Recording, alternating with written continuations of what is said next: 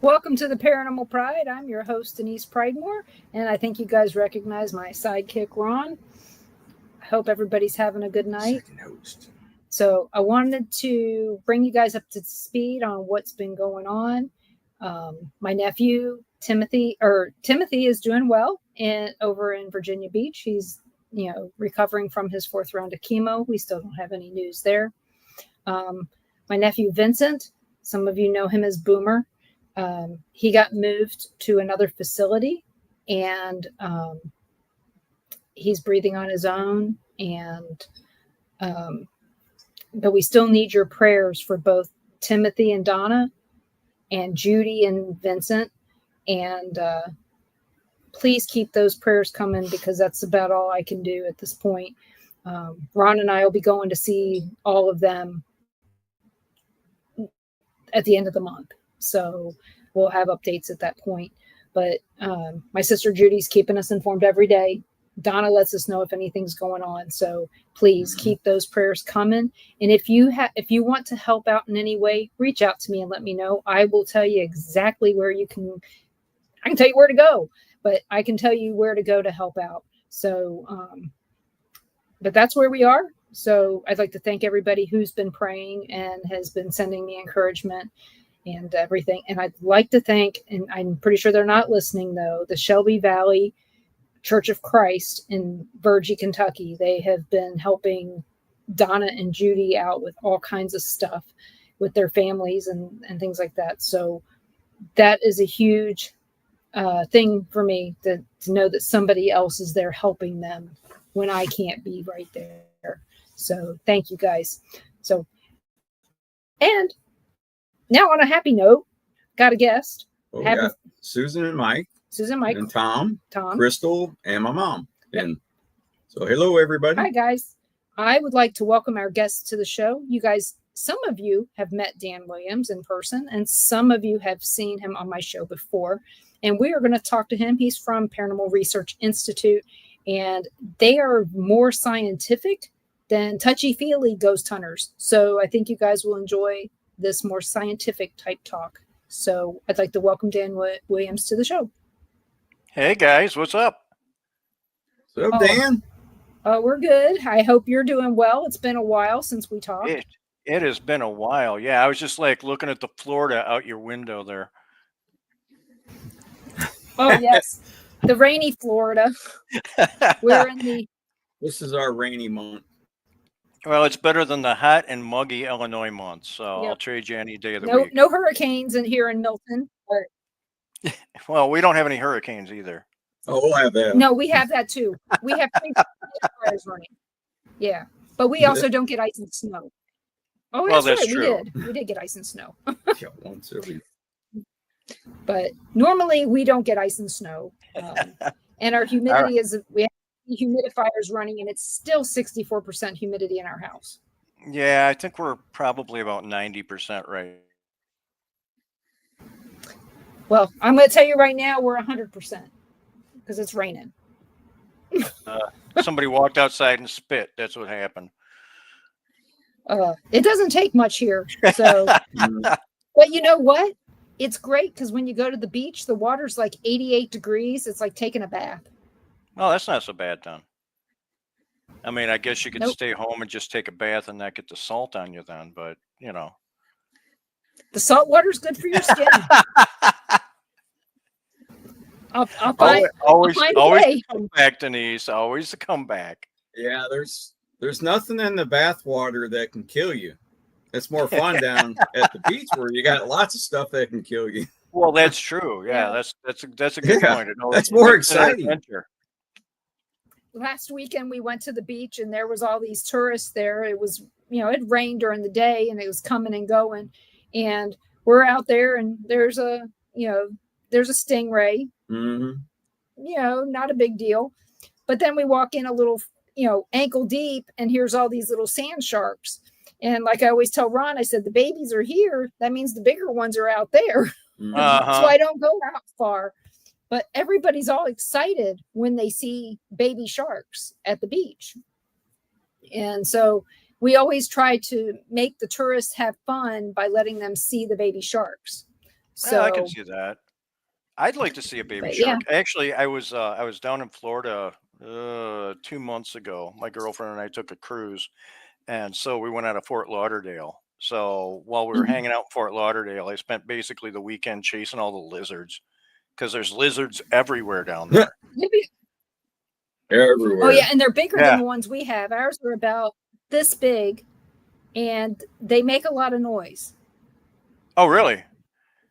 Yeah, they make a lot of Yeah. sounds. Oh, yeah. These Yep. things just ran from me, so I don't know if they made any noises or not. But I had fun chasing them anyhow. Yeah. So Yeah, we try. I mean, I had one that I was digging in the flower bed, and one came up to me and ran across my hand, but I don't think it knew I was really there. I think it just thought it was some rocks or something. But yeah, that's some been about it. nice warm soft rocks.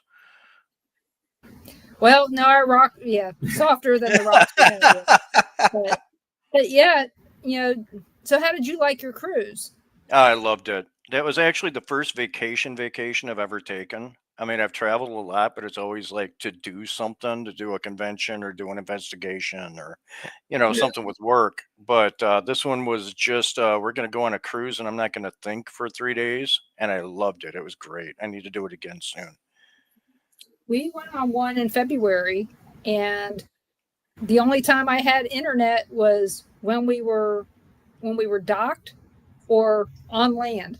See, that's what I loved about it. There was nobody getting hold of me. There was no connections. There was no. I was isolated. It was awesome. And then we went down to Nassau, and I just Oh fell in yeah, love with. I went. Yeah. Oh, fell in love with Nassau. I got offered a Oh, job yeah, down that's there. nice. Oh, it's awesome. we stayed there for our 25th Yeah, wedding you ought to anniversary. just go there on your own. Yeah, fly. Stay for about 5 days. Yeah, yeah. I'm thinking about doing that, but the Yeah, problem is, definitely. I have a problem with when I go someplace and I really like it, and I get offered a job, I'll likely stay there. And so my girlfriend had to kind of drag me away because I got offered a job bartending. It was a new restaurant that had opened, and they were looking to increase their drink menu. So I got a job offer, and she's like, "No, we're not. I got like a ton of stuff going on. So I just bought a house to flip." Mhm. And she's like, "You just got the house. You're going back home." I'm like, "But I could just stay here." And she's like, "Where are you gonna live?" I'm like, "On the beach. It's Yeah. Nassau. I'm not Yeah, gonna freeze." but I will No. tell you though, we met a really nice man when we were there at the top of the Queen's Staircase, and we happened to see all these walking tours, and I had a book. Of course, you know me, I'm going to be prepared. I'm going to know something about the area that we're in. And so we get up there and we're walking around, and this guy spent his time telling us about how they rebuild after hurricanes and all this other stuff. It was great. We got a great history lesson from this guy from Oh, the that's top of the cool. staircase. And we also got to witness court. We did not realize we were walking right through the middle of it when we were there. And but yeah, we stayed there for 5 days, and our favorite part, I think, was, for me anyway, was we went out to a place called Harbor Island, Okay. and we took the fast ferry out there and went to the pink sand beach. Oh, that's cool. Ron goes, "I bet it's not pink." And we get there, and of course, we're on the wrong side of the island. He goes, "See, told you." And I said, "We're not there yet." And we get over there, and he goes, "Oh my God, it's pink." Isn't that from the snails or shellfish or mollusks or something? It's from bacteria from the coral reef. Oh, okay. All right. But Florida supposedly has a pink sand beach somewhere. Mhm. I don't know where it is. So, and Well, see, hey, now you get a Richard, I quest. hope you're doing well. So yeah, my next thing is to find the pink sand beach in Florida. Awesome. That sounds like a But worthwhile excursion. oh yeah, I mean, we've got the beautiful white beaches here where we are. I mean, the emerald waters and all that. We lucked out. We got in a good place Nice. and got to meet people like Richard Johnson, down in Pensacola and Colleen too. I hope she's doing well, Richard. And so we're liking it here. And if you make it down this way, make sure you reach out because I'll have to stop and see you guys because I definitely want to spend more time down in Florida. I had a lot of fun down there. I almost bought a bar. I can see myself ending up accidentally down there sometime. And Crystal, we do have family in Clearwater Beach. We were just down there back in February. So when we took our cruise, it took out of Tampa. So, and we went to Mexico. It was okay. The family part was the fun part. The family part. Yeah, Denise said you're not at the distillery now. Well, I'm still technically at the distillery. Honestly, I had to kind of take a step back. Bartending was beating me up too bad. I got to the point that it screwed up my feet. I couldn't hold a cocktail shaker anymore because my elbows were so screwed up. Just working all the time, doing the craft cocktail stuff. It's like, I had to just take a break and take a step back. They haven't taken my keys away yet, though, so I'm still technically employed there. So one of these days I'll go back. It's just been a bit. Well, I was very worried when I saw that you had taken a different job. Yeah, well, so I took the different job because of the benefits. So health insurance is a really important thing in the world, and no distillery in the world, really, no booze related job gives you health insurance. And so it was really for the benefits that I took the other job. Maybe it's just the booze related job you have, because I've heard some of them have some really good benefits in Kentucky. Oh yeah, in Kentucky, because you got the big distilleries down there. Yeah, I mean, the distillery I'm working for it's like below micro. I don't know if there's a size below micro, but we're small. I mean, I think they're only producing 3,500 bottles a year, as opposed to the mini micro. Is that it? That is small. Yeah, exactly. It's a tiny distillery, but I mean, our commercial still is only 100 gallons. And so the cool part about that is it lets us do some really neat stuff that you couldn't do when you're doing a 10,000 or 15,000 gallon run. So we have 30 products on the market that are all very different because it's nothing to clean the still and do a different run. And so it's let me play with a lot of stuff I'd never have a chance to. That's why we ended up doing the absinthe. The absinthe that we do is actually done in a 5-gallon still. So, it's interesting. I miss it. I do want to spend some more time doing alcohol stuff. But like I said, I bought this house to flip, and that was kind of a two-pronged thing. I'll let you know when I get it up. I'll be running it here pretty quick. I'm going to do the paranormal flipper, because everybody says that when you do construction in a building, it amps the activity. As far as I'm aware, no one has ever gone about trying to actually prove that. It's just people take it as that's what it is. And so I bought a house to prove it. So during the course of the flip, we're going to be investigating where you see if activity amps as we're doing construction in there. Was it already reported to be haunted? As soon as I walked into the place, the feeling. When you walk in, you go, oh, yeah, this place is way active.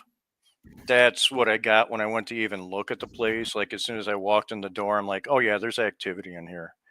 So that combined with the fact that there's a ton of original custom trim from the late 1800s and the wide beam oak floors from the original 1800s and stained glass windows.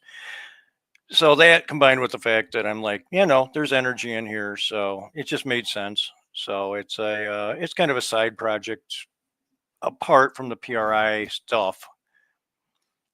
Yeah. Well, if you've got stained glass and any of it's broken, I would keep it. And because people like to make jewelry out of all that. Oh, okay.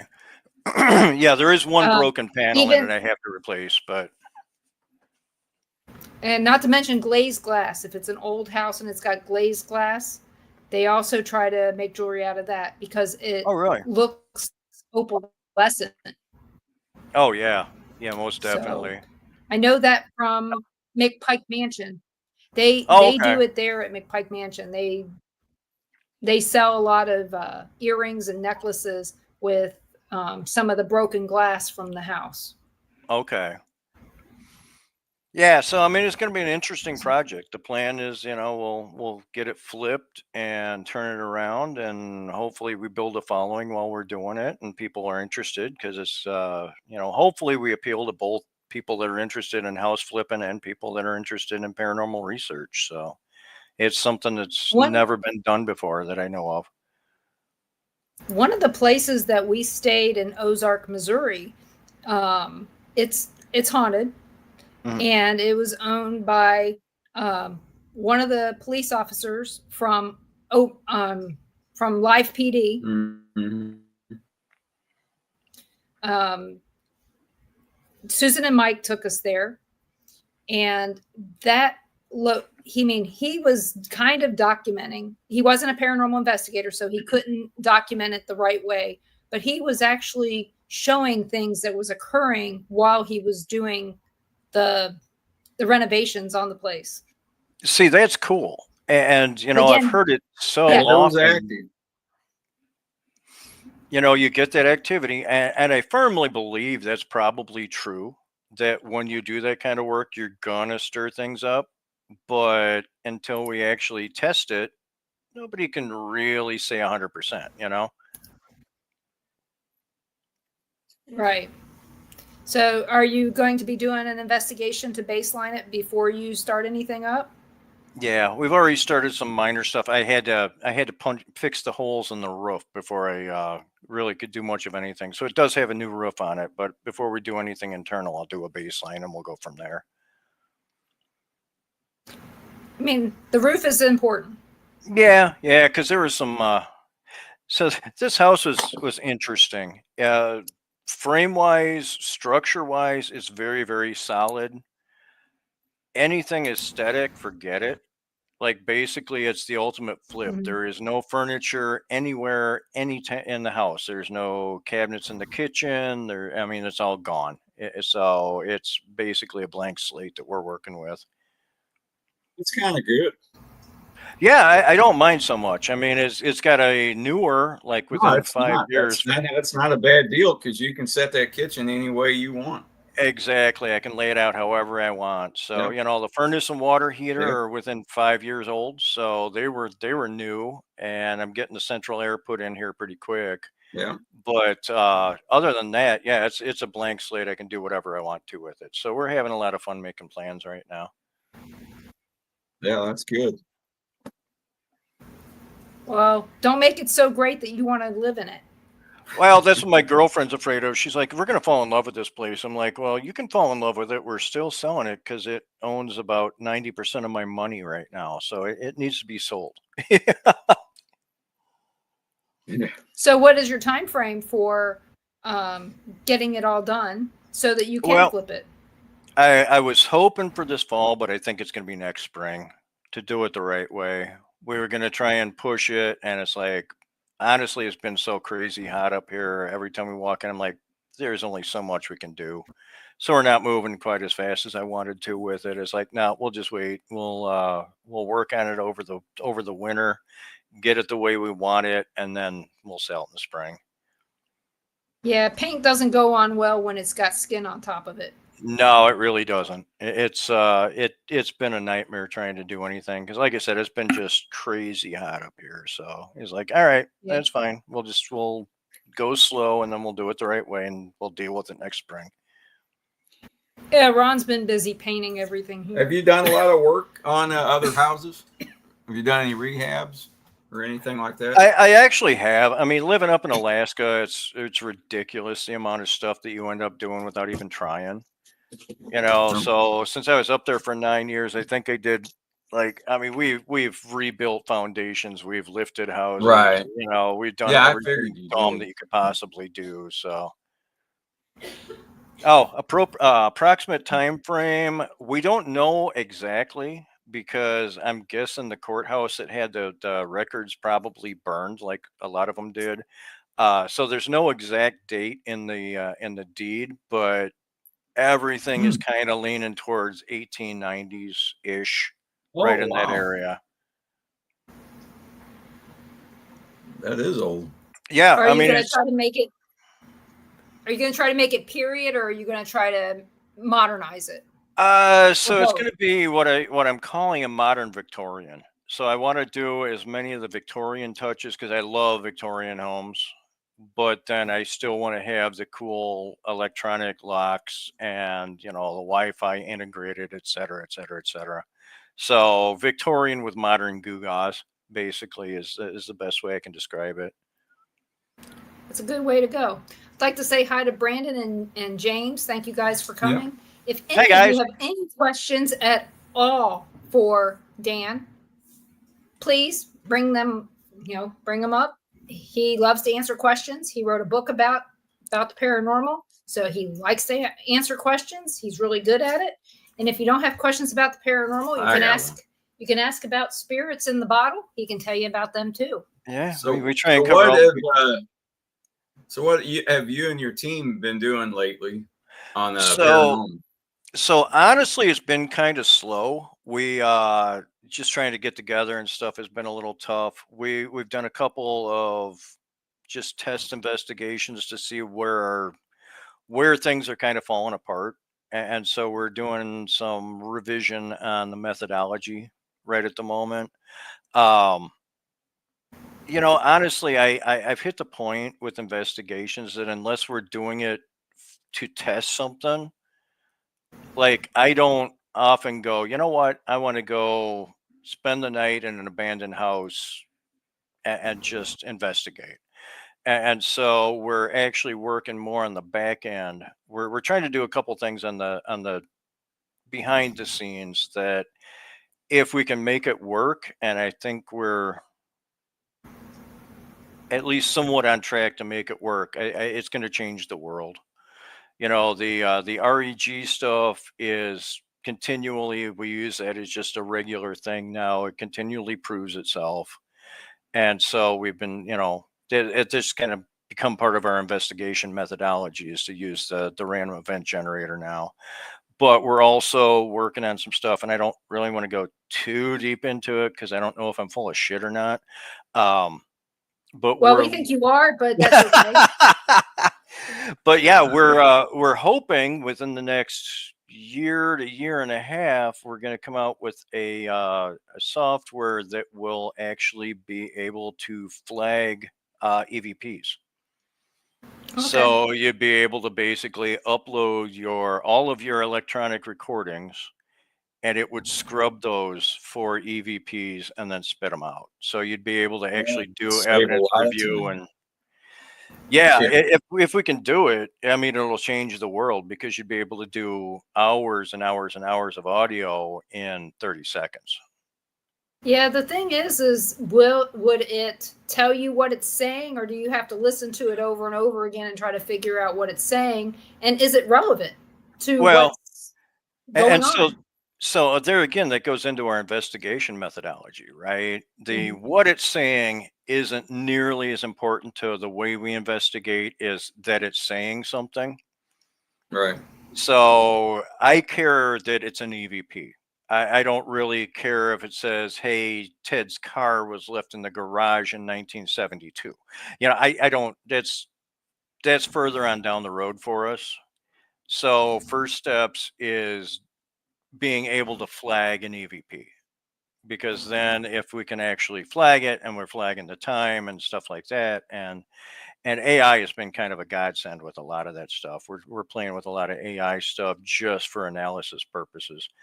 But if we can start figuring out the when and the where and what the circumstances were that we're getting EVPs, then we can actually, further on start worrying about what they say and are they logical and is it germane to the investigation.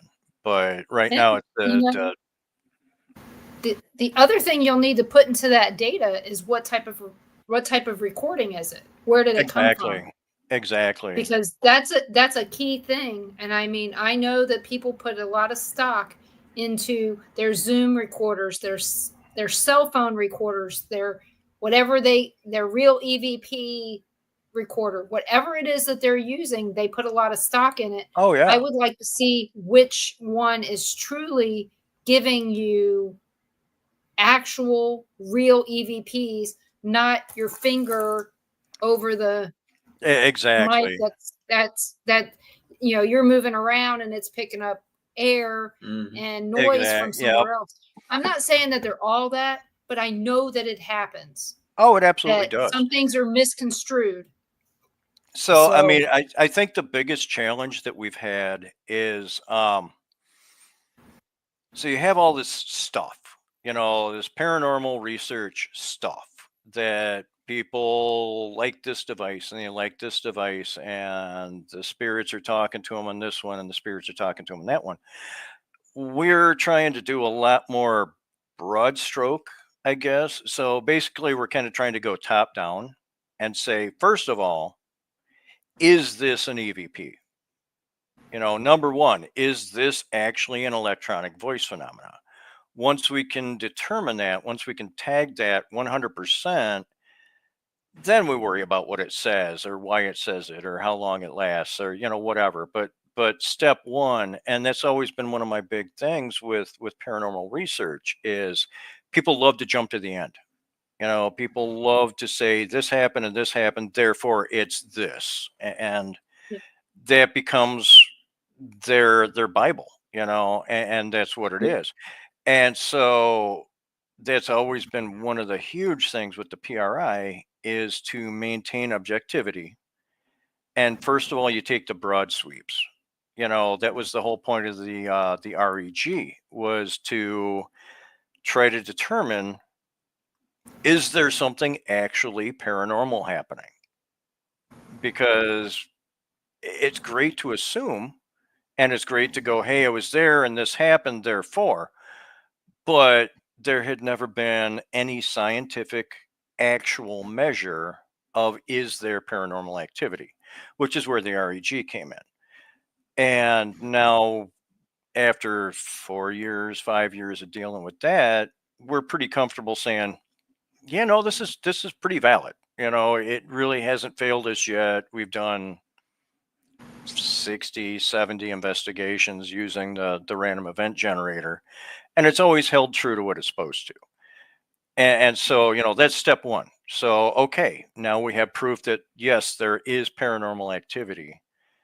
But then, step two is going to be, how do we isolate this? How do we start to understand this? What circumstances do they happen under? And so it's a lot slower process than what I wish it was. But to do it There's a lot of correctly, pieces to that puzzle. oh, tons and tons and tons of pieces.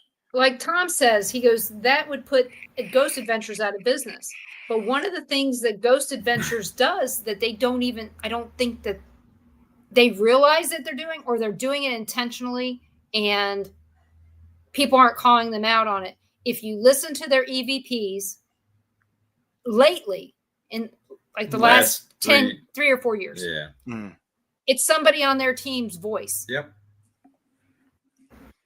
Well, every single time.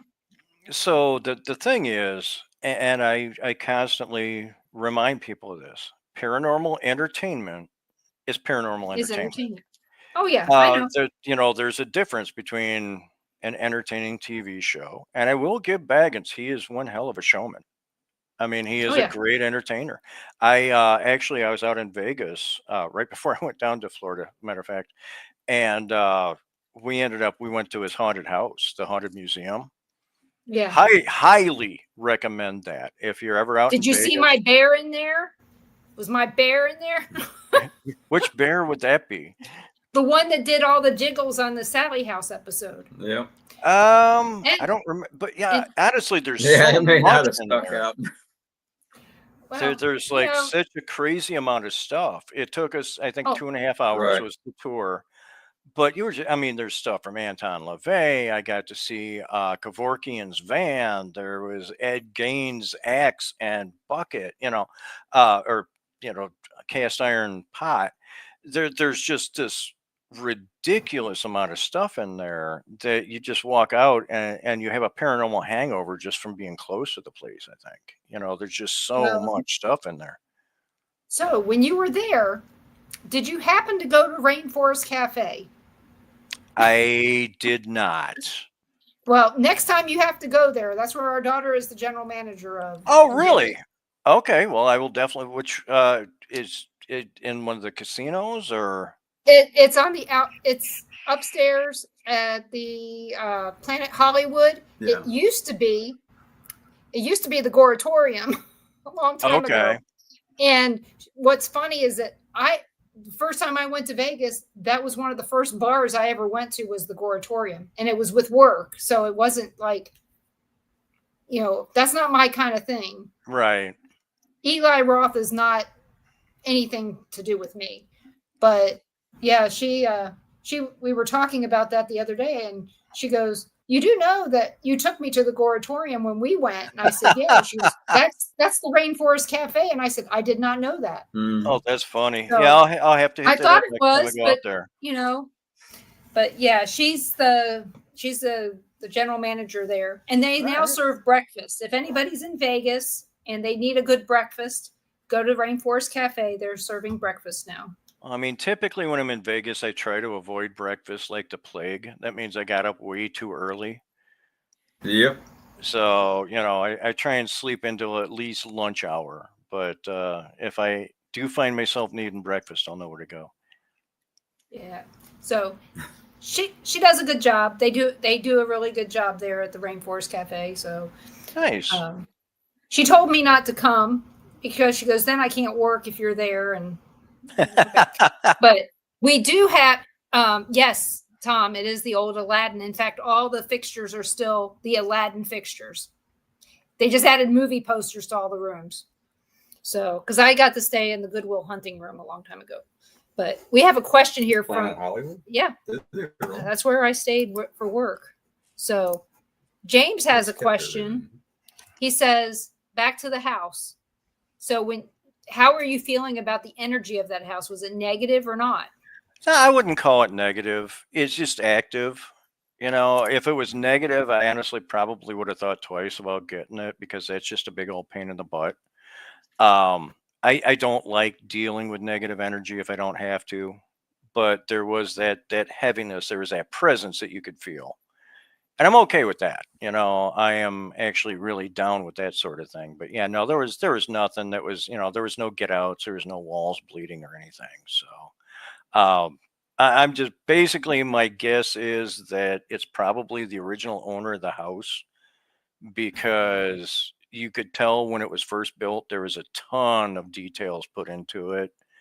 And then it was just let go. And I think the last people, it was like a rental, and they did terrible things to it. And so, I mean, if there's anything, I got a little bit of frustration. Where they had to clear out all the cabinets and stuff. Oh yeah, I mean, it was a nightmare. They drilled holes through that custom trim that, like, there's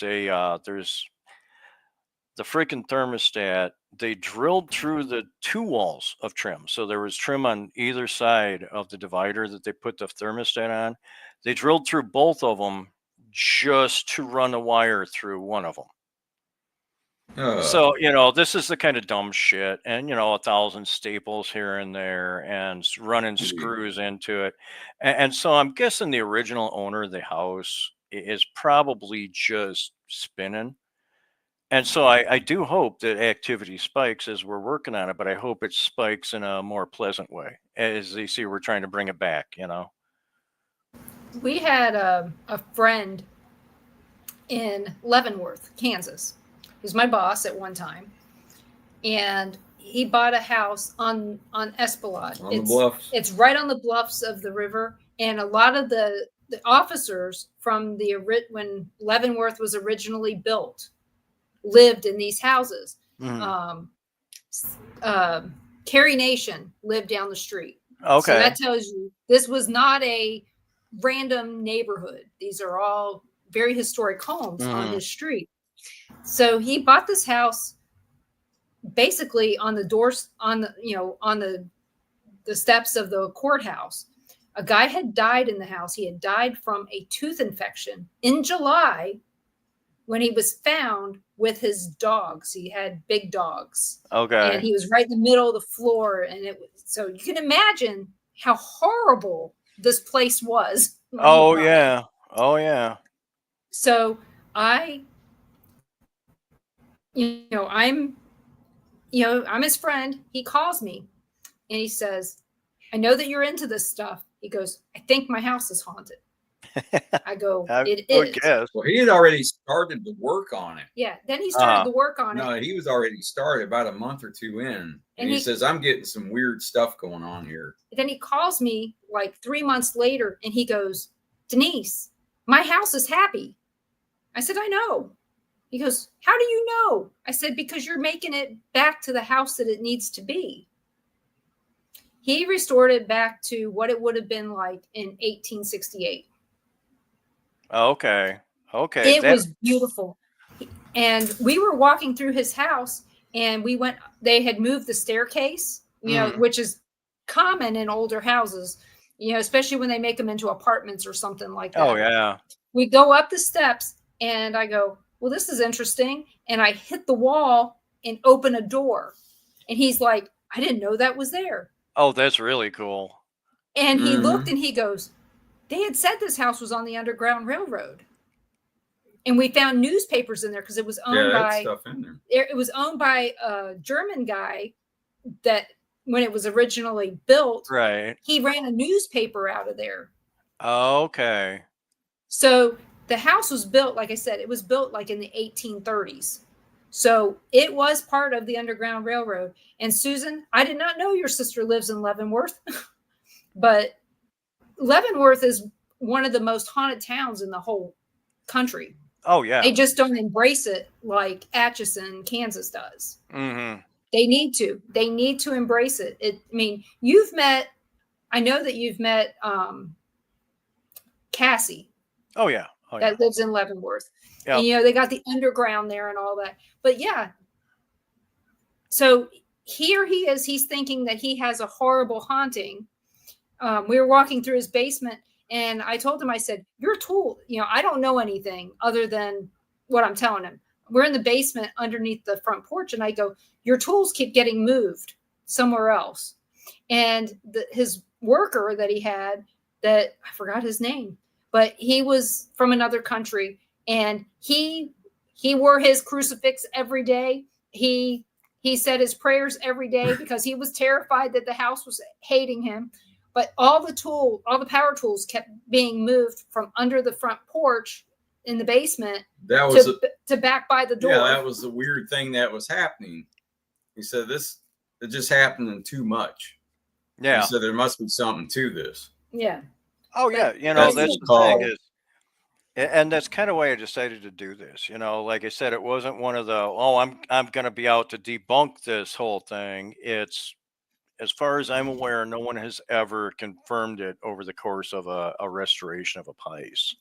And so that's kind of what I'm setting out to do. And if it works, I'll probably do another one because it is a lot of fun.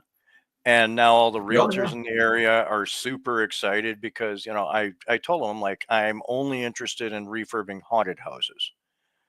And so, you should be able to get them cheaper. They're loving that. Well, yeah, exactly. It's so, yeah, the YouTube thing will probably be like the paranormal flipper when I put it up or something like that. But it's going to be, essentially flipping the house and investigating. So, people are digging house flipping and they want to see some really cool stuff. They can watch that, or, if they want to see the paranormal stuff, they can tune in for those episodes or that bit of it. So, it's a little bit of a cross divide kind of thing. We're really moving into the trying to figure out how to bring mainstream fans into a more scientific bent on it. And to that point, actually, I'm in the process right now. I'm going through all the legal stuff. The PRI is going to expand a little bit. We're going to create an organization called the P.A.R.S, the Paranormal Research Foundation. And the concept of that is that I'll base it kind of like, remember how the original Geographic Society stuff worked? Where people that were interested in this stuff would pay X amount of money for a membership per year. And then that Mhm. membership money went to fund the people so they could actually, so Jacques Cousteau could dive but basically, the money from the National Geographic memberships went to help that documentation. I want to do the same type of thing in the paranormal world. I think there's a lot of people that have a big interest in paranormal research and paranormal studies. And in the past, they've watched all the shows, rabidly because Yeah. they're interested in it. But then over the course of the years and a lot of the shows being very similar, they kind of just said, okay, well, they're all going to be the same. There's nothing that's going to be much different. They're all using the same equipment. I'm just going to kind of move on. But the PRF is kind of it's kind of geared to those people that they're interested, but maybe they can't go out and investigate. Maybe their life circumstances don't allow it, or they just don't have time, or whatever. I want to be able to deliver to them what a real paranormal investigation is like. And I want to, in turn, fund the teams that are doing good work, but are never going to get a TV show because they're actually doing research, and research doesn't get ratings. And so I think this kind of middle ground organization that lets people that are interested help support this kind of stuff. And I think it's probably going to be, we'll see. It's going to be interesting. Hang on one sec. I have to let the cat out of the room, so I'll be I right back. heard. Uh-huh. So it's either our cat or his. No, one of our cats is by my feet. The other cat is up there, and the other Where one's Kilo's at? she's hiding under the bed. It's usually bugging me. Yeah, she's hiding under the bed. So He's my temporary cat that's been here for 6 months. Yeah. Oh, he's I'm your cat. sitting. Yeah. Yeah, exactly. No. I'm cat sitting, and he just hasn't left. So Yeah, that we understand. All of our cats two of the three we have we found. yeah, you don't really One pick of the them; cats they that just pick you. Yeah. Mm-hmm. And one of the cats that we found, we had her for 14 years, and I told Ron when I got her, I said, I'll find her a home soon. I did. What did I say right after you said that? I said, no, you won't. So, hey, Dave, and here you go. We got another question from James. He goes, do you conduct international investigations with other organizations? He stayed at Mannheim in the old German army barracks from the Reich era. Weird things happened there with footsteps in the attic areas when no one was up there. Things of nature. This was back in the day, so this was a while ago, but Right. he's asking basically, do you, I know you do. We do. I know a lot of international people.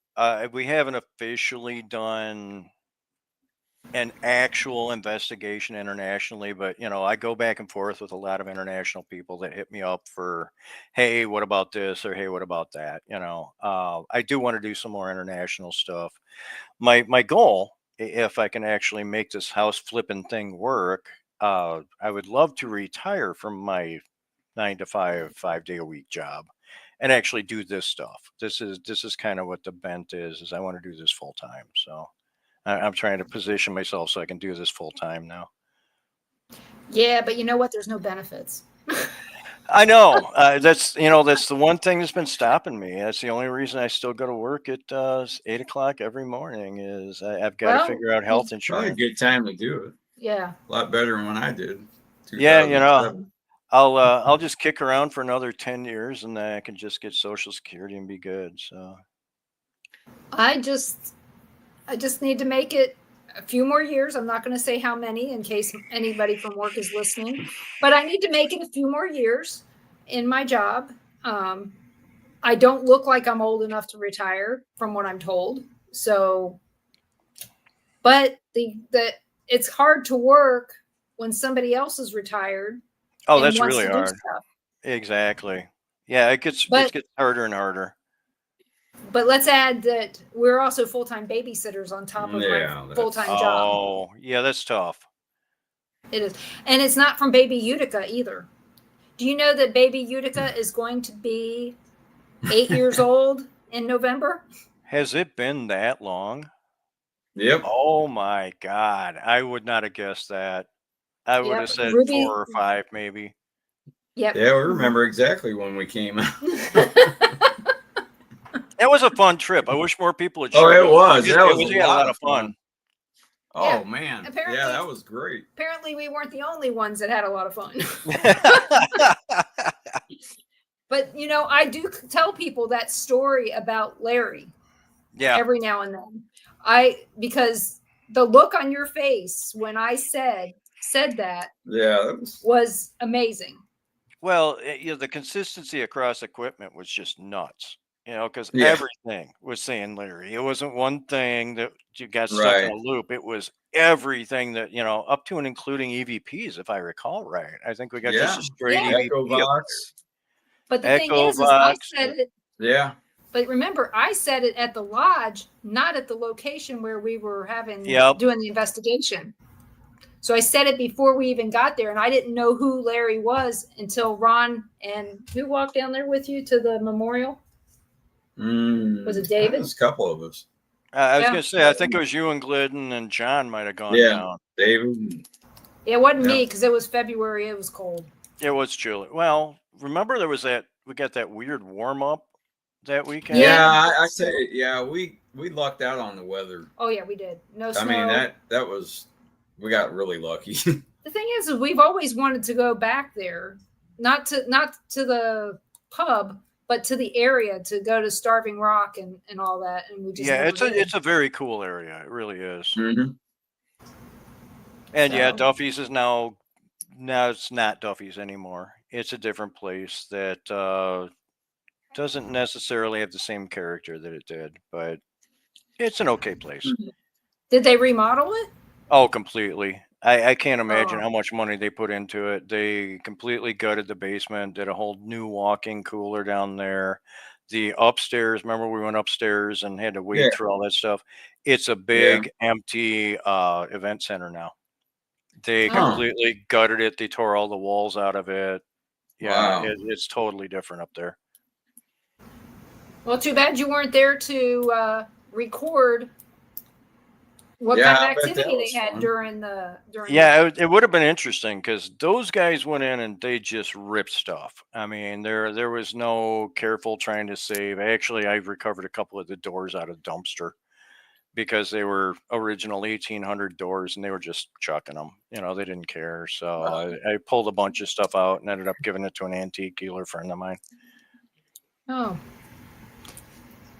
Well, let us know about PRF. I will.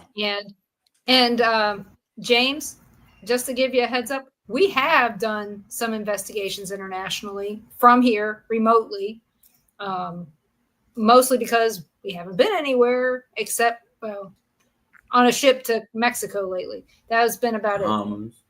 Yeah, well, we did do an investigation in the Bahamas, but that was just me and Ron. And it was back before people were doing paranormal investigating mainstream kind of thing. I do want to go to Scotland next year. Scotland is on my bucket list for, I think next year is when we got it slated. And we were supposed to go to Ireland in September. 2 months. Yeah. Oh, were you? And it got canceled because there wasn't enough people. That makes it hard. Yeah. But we really wanted to go with this group of people. So, but I am definitely going to Scotland. I need to investigate some castles. I got a bunch of friends over there that have been bugging me for years to come over. So it's time. So that's going to happen. But hopefully there'll be some more international data. We did have, I don't know, I haven't talked to Mike recently. We did have a gentleman, he was actually a parapsychologist over in England that had read, remember, you guys knew we had that paper published over for the hold a copy of it. Yeah, okay. I thought you did. And he had actually read the paper and he was intrigued, so he was trying to duplicate our stuff. So I know he and Mike have been back and forth. I don't know what's going on with that or anything. So James, send it to the Paranormal Pride Facebook, and I'll look at it. So, but so what else are you guys working on? House, Scott, and Brandy. And Scott, well, so Brandy is she actually has a bow now, so she's spending most of her time with him. She's kind of stepped a little bit away from the paranormal stuff. So we haven't seen Brandy in a while. Scott's doing well. Scott's got a girlfriend now. Oh, good. Good. Does she like Rat? She does like Poison? Rat. Yes. Yeah. Oh, Okay, yeah. yeah, She's into all this stuff. Actually, it was the owner of Duffy's daughter that he. Oh, really? So yeah, I kind of, well, they had met, but I kind of reacquainted them, and they I think they've been dating for 8 months now, almost pushing a year. So well, I'm happy for Scott. All right. Yeah, she's actually going. Sorry, the cat got me. Oh, her claws got my toes. That'll happen. Oh, but yeah, she's. But yeah, Dawn is so Dawn is actually Pat and Lyle's daughter, the owners of Duffy's Tavern. Oh, okay. So that's how they met the first time, and that's so that it's all kind of circular, like things usually are. But so yeah, she's actually going to be kind of taking over the cartography stuff that Brandy was doing. Oh, okay. Oh, well, that's good. So yeah, she's excited about it. She's actually she's a nurse, so she understands charting very well. And so I think she's going to be a really with the rest of the team. Yeah, that's good. Yeah, I think she's going to be a good fit. So I'm excited to see where that goes. Is Lisa still part of your team? Mm-hmm. And shoot, what was her name? She just had surgery. She was Oh, just in Peggy. the hospital. Yep, Peggy's Peggy's still part. Mike is still part. We haven't really lost anybody. Like I said, it's been vague. I haven't been able to get down there as much as I've wanted to over the last couple of years because my personal life has been insane. But yeah, we're all still together. We all still talk. We all still hang out. I was actually down there 2 weeks ago because Jason and I were going over some stuff. He conned me into being the bartender for a Friday night at the Paracon this year. Oh, okay. Yeah, he's doing a YouTube event evening on Friday, and he hit me up, asked me if I'd bartend it. So I had to go down and make sure that we were square in alcohol and make sure that I wasn't going to go to jail in Leavenworth, Kansas, or anything like that. So yeah, you don't want to go to a federal prison. I prefer not to if I can avoid it. If you come to prison here down at Santa Rosa County, you get to meet the Tiger King. Oh, well, there we go. I'm in. I will come down and break some laws in your neighborhood. And you know what? Chris Lee was in Pensacola. Who? The one who just got out. Chris Lee. The one that Trump pardoned. Oh. Yep. Really? He was in Pensacola. Okay. Well, so clearly I need to go to jail in Florida, if anywhere. Oh, you'd recognize him because he's very flamboyant. I'm sure he doesn't blend into a crowd. No. No, but yeah, because he was, I guess when he was caught, he was in Gulf Breeze, which is in our county. Oh, okay. So, but things I know randomly. We go by the jail when we go to the beach. On the way to the beach, jail's this way, the beach is this way. There you go. It's those random bits of knowledge that are the good stuff. So it's okay. Oh yeah, I'm learning the history of Pensacola and the weird stuff that has happened here. So I don't know. It'll be interesting someday to put all that to use. Oh yeah, so, you guys investigating it all down there? We did. We investigated a fort. It's just family stuff has taken a precedence. We've been having paranormal meetups every month. Okay. We're coming up on a year in September. Yeah. and Those are going real good. those are going Oh, really that's good. good. It's picking up steam. We've picked up some different people from different teams that have shown up. People have been reaching out more, and So what I think exactly is that? What are the details on that? basically we just get together, and it's kind of like what you do at a Paracon minus all the crap. You know, you Okay. get to talk and meet and visit. Last month, we went on a small walking tour of downtown Milton, and one of the ladies in our that comes to our meetups, her son was on Ghost Hunters. She Oh, never really? told us that. Yeah, for She didn't tell us that he was a tour guide yeah, he's a tour for guide. the walking tour. I was like, that would have been nice. Yeah, Yeah, and At that's least good he knows information. the area, right? Yeah, and no he's the local doubt. historian for the town. Yeah. So, and he was pretty much pointing out this house and why it's haunted, and this house why it's haunted, and this house, and then this house. And I mean, we couldn't walk past any house without him having a story about it. And we only did not even a fifth of the walking tour that they do. Right. But I mean, And so, honestly, don't you think like any structure over 50 years old has some kind of activity going on? Yeah, these are back to the mid 1800s. Yeah, I So, mean, you're gonna have some residual stuff, I right. think, kind of everywhere, which is, yeah, not what people generally assume. mhm. But I mean, I know every time we've investigated, I've never come away completely clear from a single investigation. We always get something. Yeah, There may not be a lot, there may not be a ton of activity, but there's always something anomalous that happens, which something that kind keeps you of, coming back. yeah, it's like I really truly believe that paranormal activity is way more common than what we really give it credit for. Mhm. I actually call it the law of plausible deniability. Yeah, Where basically you run across these paranormal things in the course of everyday living, but your brain doesn't have time for it. And so you just kind of push it off to the side and you go, well, that was weird. Oh, there was, a strange note in the middle of my kitchen floor when I got up this morning. Huh, but I'm late for work, so you throw it away and you move on with your life, or your keys end up in the freezer and you didn't put them there. I think this stuff happens all the time, and we just in the course of life just go, I don't have time to deal with it, and so you ignore it.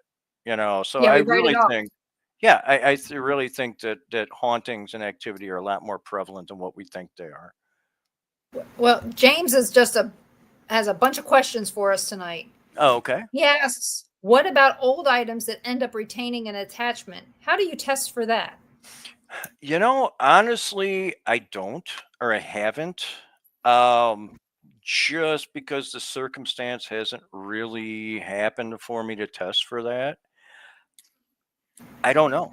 I mean, that would require, how do you effectively test for it? Off the top of my head, I can't answer. Yeah. You'd have to baseline wherever you had the item at. You would have to somehow focus all the investigation on that item and try and trigger off that item. But it'd be really tough because how do you know there's not something that's naturally occurring? Actually, my condo here was built in '94, and it's haunted as crap.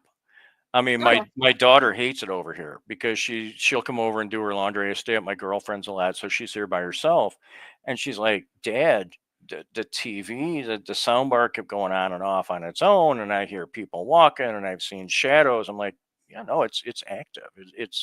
It's an active location. It really is. I've seen shadow figures in my house, but is it did you due? bring it? Did you bring that stuff there yourself? The spirits that are there, or were they there when you bought it? Who Do you know knows?" for sure? Yeah, no, and that's the thing is you can't, and that's part of this whole process, starting kind of from the top, determining whether there's actually such a thing as paranormal activity, and then you start drilling down. Once you get those broad sweeps, then you can start focusing in on details and what factors are making this more prevalent or less prevalent.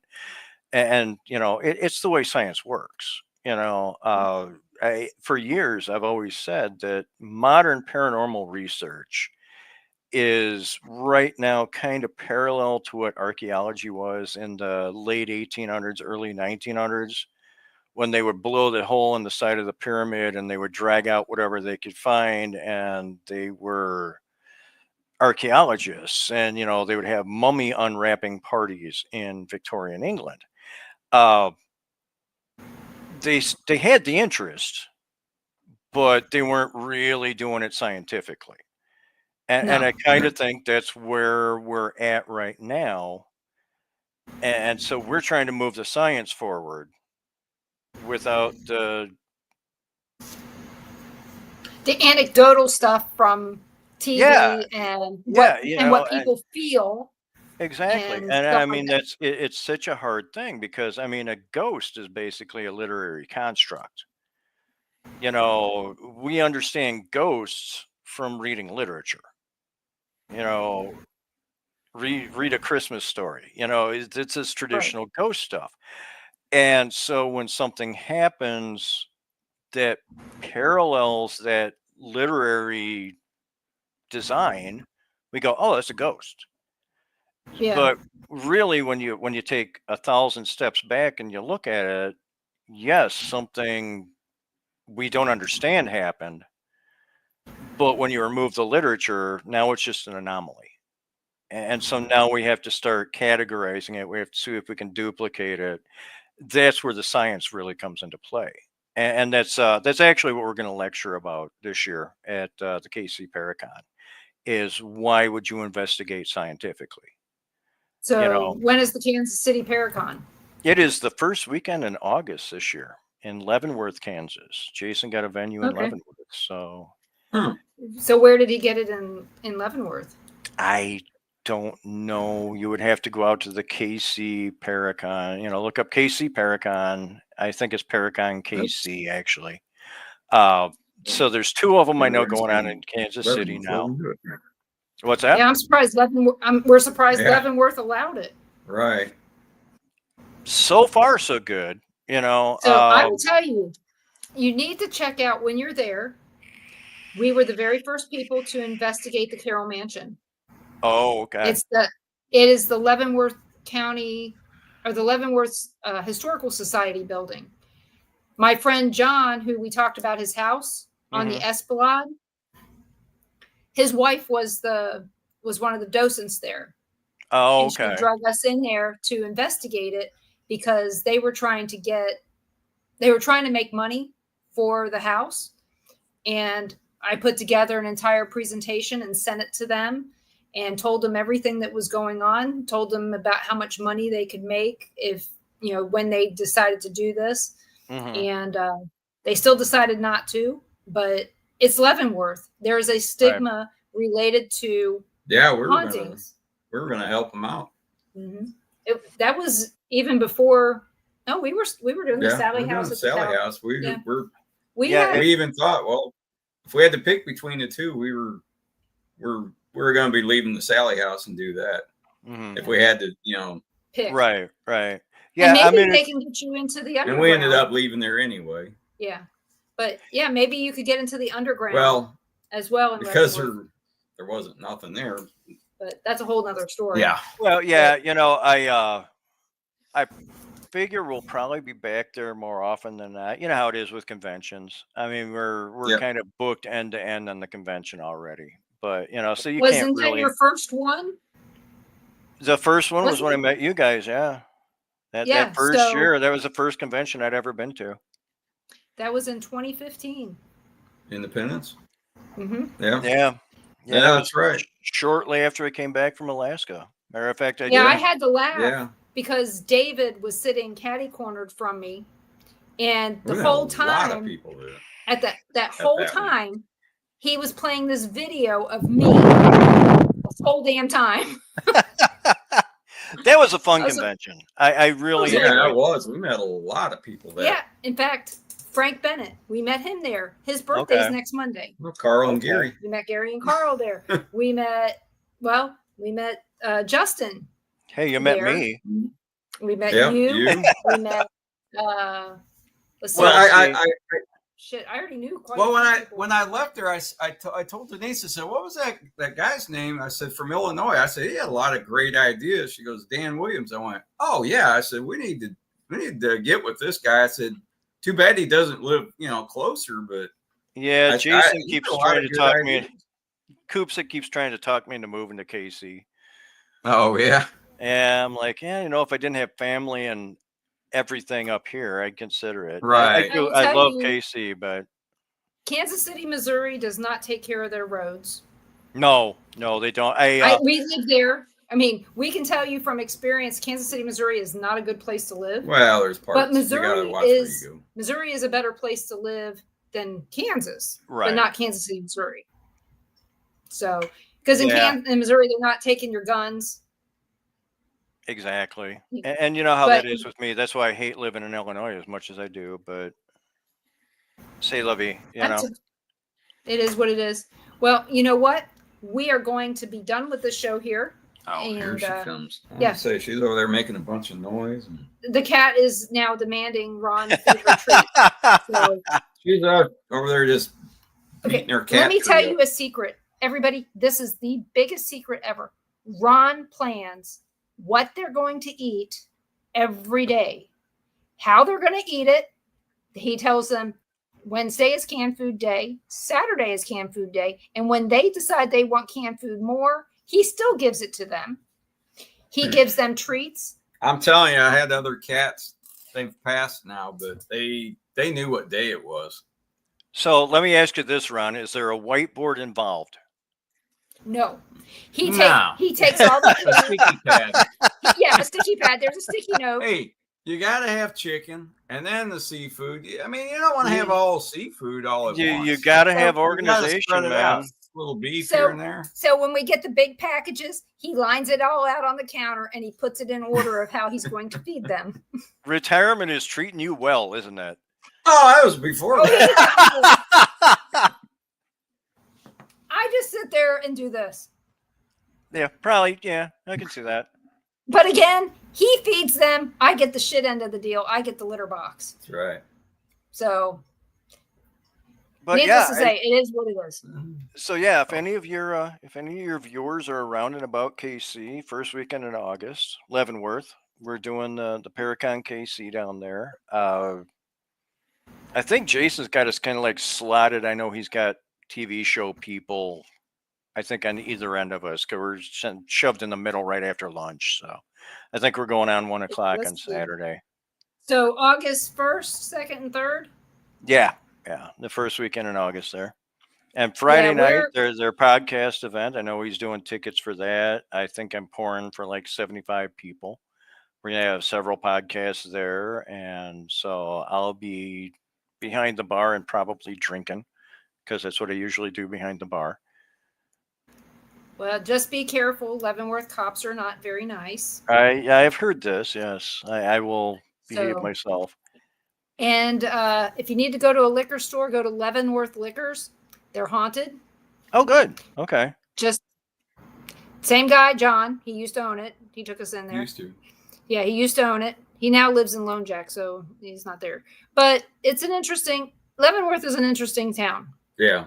Don't go to 7-Eleven. It's nasty. It's dirty.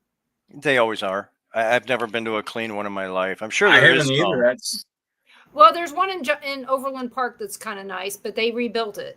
I was going to say, nothing against the corporation. I'm sure there's some great ones somewhere. I just haven't found them yet. I haven't found one either. They're not a corporation. I don't see that many of them, but what you have to keep in mind, 7-Eleven is a franchise.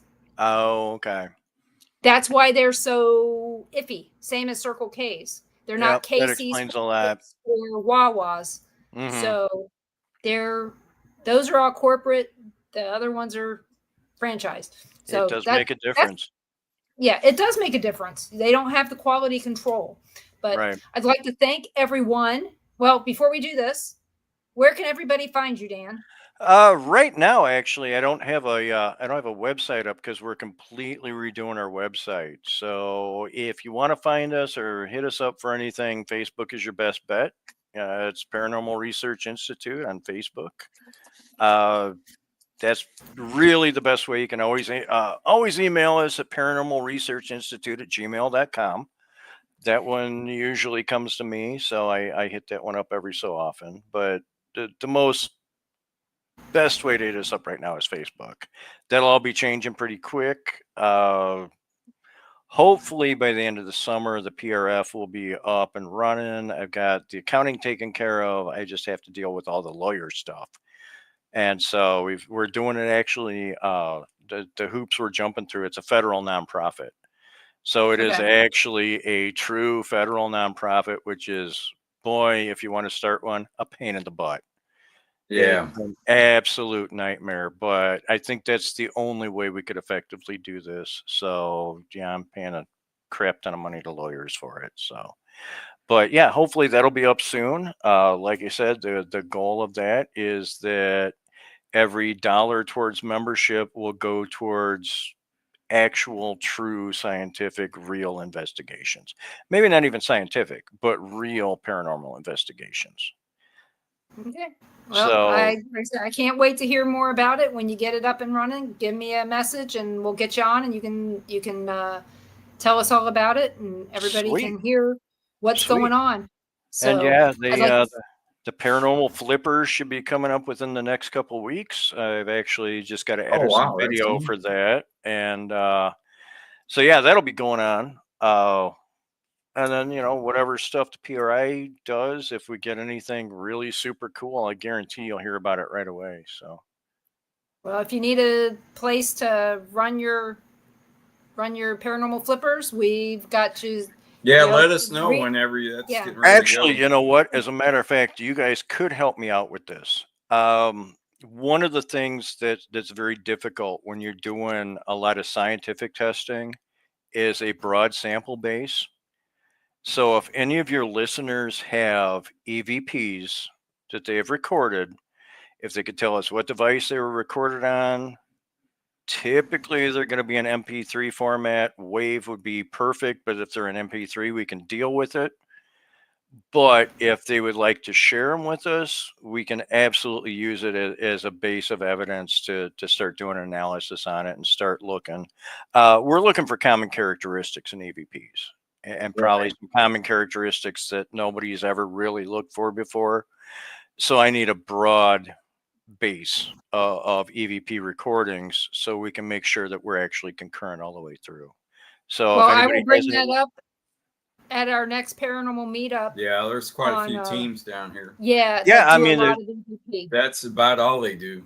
yeah, I I mean, know that's their there's a main. ton of people, and like I said, that's really what we need right now is a broad evidence base to Yeah, work with to make sure we're on the right that's their track. main equipment. Yeah. Okay, So so yeah, if you guys can help Everyone. me out with that, that'd be awesome. I would love that. I will do my best. Thank Like I you said, I'll very bring it up much. at our next meeting on July 11th and see, what we can get. Because Richard Johnson, that was in here, Yep. he does a lot of EVPs. Okay. So is Rob And and his team. Panhandle Paranormal of Pensacola, which Ron and I are honorary members of. Okay. They do a lot of that, but Cat. and Kat, she does a lot. So, but I'd like to thank everyone for listening in tonight, and please join us here next Monday night for my guest Mike Hatcher. He's going to come on, so I'm all booked up as far as that goes. So you guys will be able to enjoy that. And then join us tomorrow night at 6 p.m. Central when we have a different Williams on. This one is Glenn Williams from Gettysburg. He grew up in Not related. He grew up in the Not Maryland related. area, not too far from me. I mean, could be related, I suppose. Could be. You never know. Who knows? And he could be more related to me than you, though. That's the thing. But yeah, we're going to talk to Glenn and find out. So for any of you who used to listen to my shows back in the day when I was on WBHM-DB.com, he was one of the shows that we only played once because he has a mouth. And it's normally not nice. Oh, geez. So it's like interviewing Bart then. It's like interviewing Steve DeShavi. Okay. All right. Yes. So if it's not the F word, it's probably some other word that's going to be just as bothersome to somebody. But you know what? It'll also be enlightening and fun because he always has such good information to share. But you can catch us every Monday night and Tuesday night on Things Network, that Ron and I are members of Things Network of Florida. Carl is also Things Network of Missouri. So keep that in mind. And you can also catch us on Temple of Phoenix Rising Entertainment, the Paranormal Pride Facebook and YouTube page. And you can also catch us on the Bill of Rights Network and BoRNTV on Rumble. You can also find me on my show on LinkedIn. So please check those out and make sure that you check out Dark Realm TV on Roku and Amazon Fire, soon to be coming to Apple TV. So check that out because that's where you can watch us in replay. And who knows? You can see us on your big screen instead of this little one. The But don't look sky's the too limit. closely. Yeah, don't look too closely. You might see that I do look a little older than I portray myself to be. Oh, don't we all? So you'll see that I don't wear makeup. That's what you'll see. You know, what you see is what you get. So you guys have a great week. And please, please, please keep Judy and Vincent, Donna and Timothy in your prayers while they go through this really hard time. You know, coma is bad. Stage 4 cancer is bad. We're looking at a long time of recovery for both of them. And if you want to be able to help out, or you can help out, let me know. I can tell you how to do that. But you guys all have a great night. And I really appreciate all of you coming and listening. And we'll see you tomorrow night at 6 p.m. Have a good night.